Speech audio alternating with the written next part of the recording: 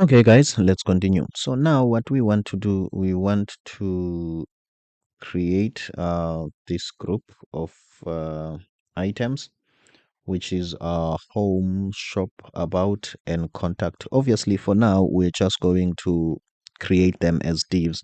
And then in the next video, we are going to some sort of extract them to a certain array so that we can loop through it and display them. So let's just quickly display this. Okay, so what we are going to do now, let me just move this. My apologies about that. So now what we want to do, what happened? Okay, hope everything is still working well. So let me just highlight everything and format this so that things could be neater and cleaner. Where is format document? Okay, so as you can see, guys, we've got our image where we've got our image here. Okay, this is our image. So what we need to do, we need another component. I might as well spread this.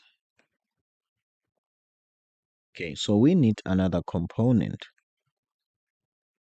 Okay, so we need another component or another div. My apologies about that. Another container.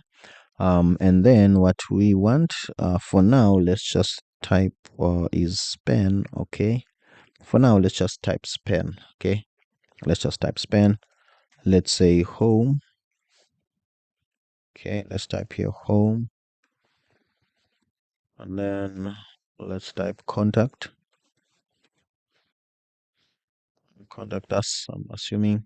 And that is it for now, because we are still going to change this anyway. So we are just working on the styling. Okay. So what I want to do here, first of all, I want to make the text of everything to be white. Okay, I want to make the text of everything to be white, as you can see.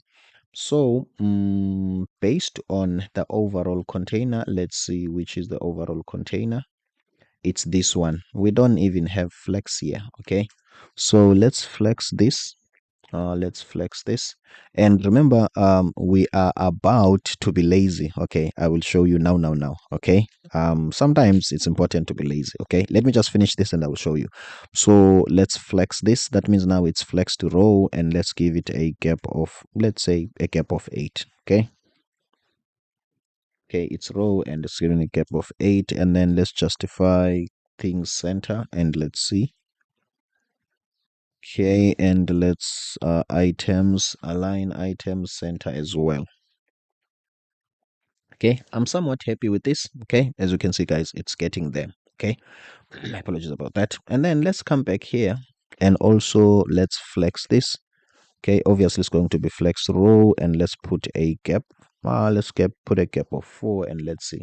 As you can see, guys, it looks like we are winning, but we can be lazier, guys. Okay, we can be lazier. Okay, whenever I'm working with CSS, I always have some sort of a class that will center things for me. This class, I will some sort of use it most often. Okay, in most page, I will always use it. So as you can see, guys, check here. Here we are flexing something. Okay, when we flex, we'll have a gap, we will justify, and we'll item center. Right after that one, we are flexing, justifying, item center. Right after that one, where is the other one? Let's see. Okay, it's not here. This was the last one. Okay, so we are some sort of repeating ourselves here. Okay, so what's the trick?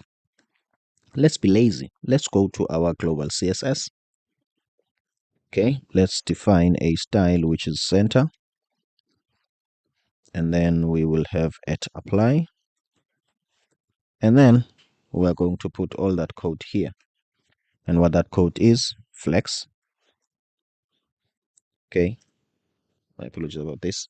It's flex, justify center, and items center. Okay, and then we are going to take this. My apologies about that. I'm sneezing. We are going to take that and come back here. Item center, we don't want you. Justify center, we don't want you. Gap, we might want you. Let me leave you. Flex, we don't want you. Let's save and see. Things are going wrong. let's put that center here, and let's see, things are back to normal. Less code, as you can see. So let's go back here. Item center, we don't want you. Justify center, we don't want you. Gap, we want you. Flex, we don't want you. Center.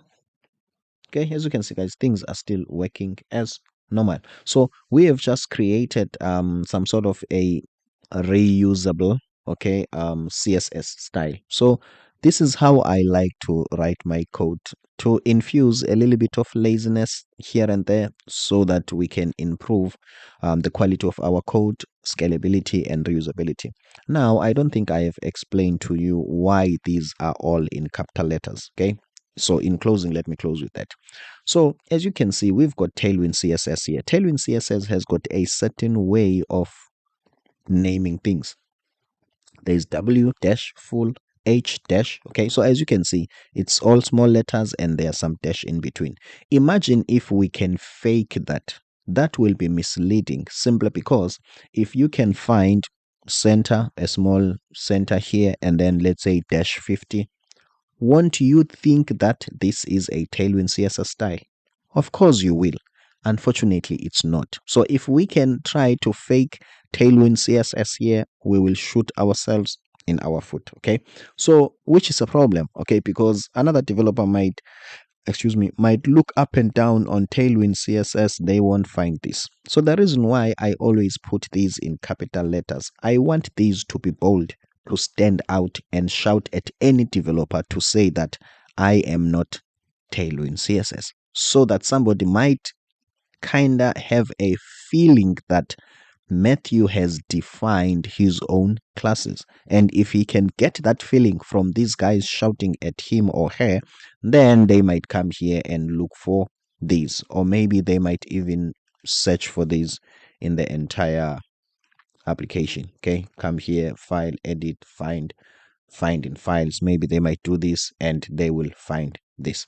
I'm Matthew Msingathi. I'm the designer and the developer, and that makes me a hybrid. Thank you so much for making it this far. Let's see you on the next one.